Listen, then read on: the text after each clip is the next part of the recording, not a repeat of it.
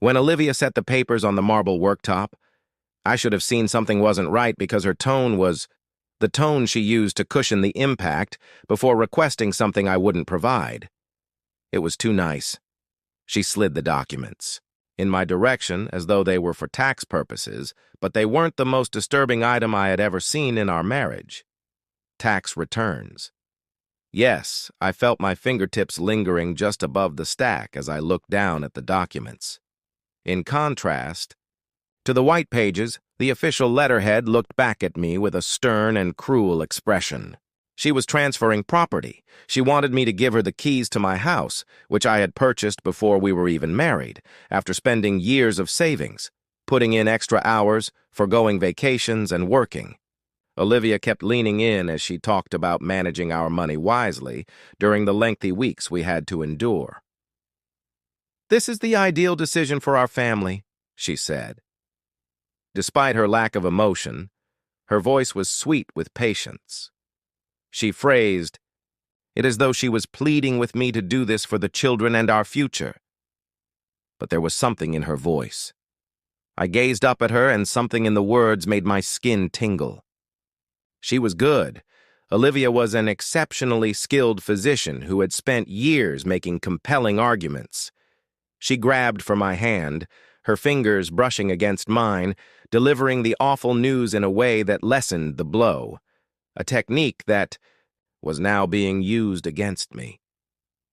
Her touch felt different, like she was testing my response.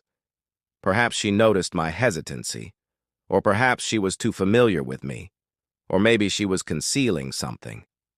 I forcefully swallowed, keeping my face neutral as I took up the documents and looked through them nonchalantly, not wanting her to notice how nervous I was. I pleaded with my voice for her to sense the warning signs ringing in my mind. As she was ready to speak down to me, Olivia steadied herself and cocked her head slightly. "Nathan, you know what? It's obvious that we're married, so what difference does it make whose name appears on the document?" I almost laughed. Instead of responding, I allowed the quiet to linger. Does it make a difference? It made all the difference in the world. I was used to handling negotiations at work, but there were instances when the best strategy was silence. It made the other person uncomfortable, forcing them to fill the hole. Olivia exhaled and gave a look of exasperation. "We hardly have time to handle financial logistics between your job and mine, so this would make things easier. Additionally, if anything were to happen to you, I would already be legally in charge of the property. It's merely a formality." Formality. The word echoed in my mind like a warning siren. She wanted me to think that this was just part of the routine, but I had discovered long ago that when something wasn't quite right, I moved my weight for a purpose.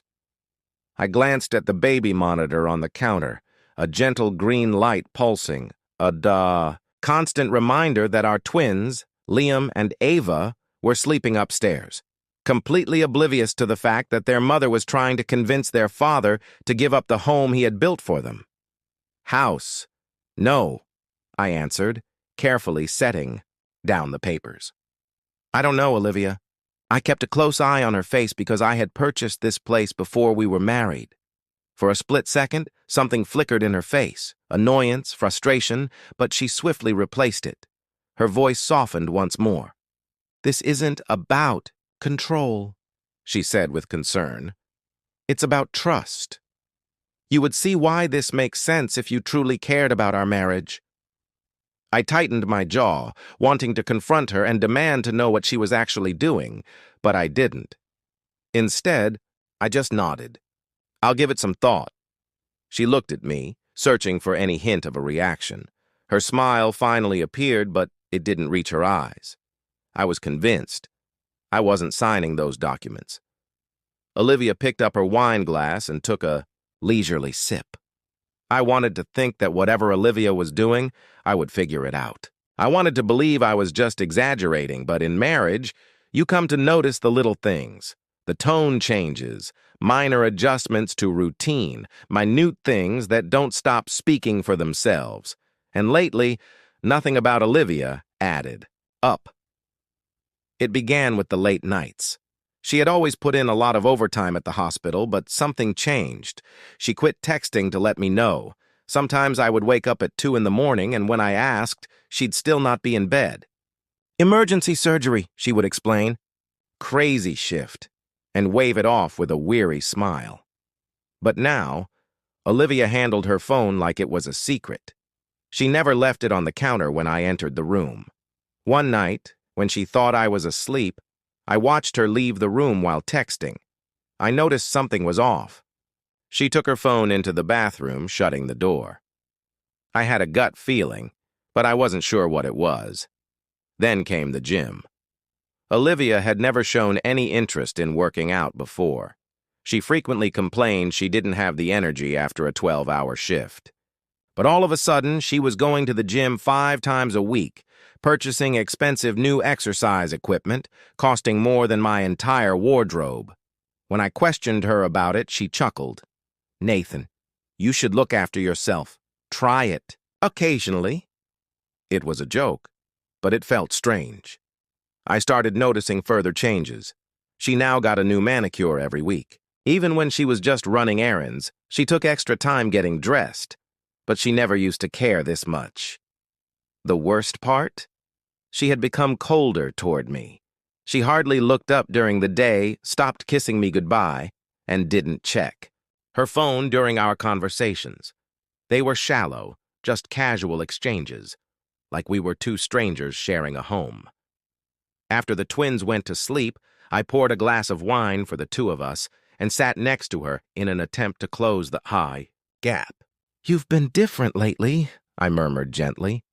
She groaned, rolling her eyes. "I know, Nathan. Work's been crazy." I pressed. "This feels like more than that. You hardly talk to me anymore." The words, "everything's about you," struck me like a blow. I sat there waiting for her to soften and take it back. But instead, she stood up, stretched, and took her phone. "I'm going to bed," she said, leaving me alone at the kitchen island. My heart pounded as I sat there, the empty space she left behind heavy with the realization that something was wrong. I wasn't dreaming. Something was happening, and I had to figure out what.